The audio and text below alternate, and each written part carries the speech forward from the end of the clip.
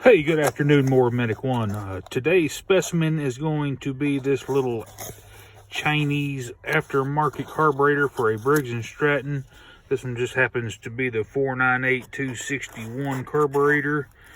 And what I want to go over with you is whenever you put a new carburetor on and you get everything hooked up and you press the primer bulb and the primer bulb does not squirt fuel up through the emulsion tube right there. 99% of the time, the cause of the primer not priming is going to be this gasket right here that mounts on the carburetor. Or actually, this fits inside of your air cleaner base.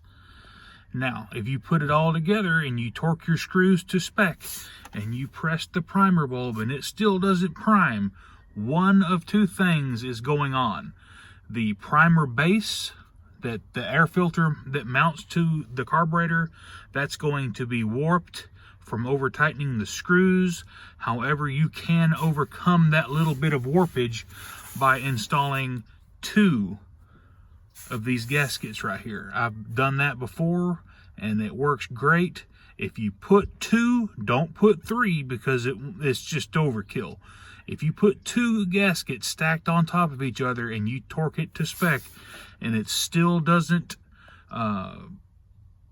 prime, check the obvious, make sure you got fuel in it, but you'll have to replace that air filter base.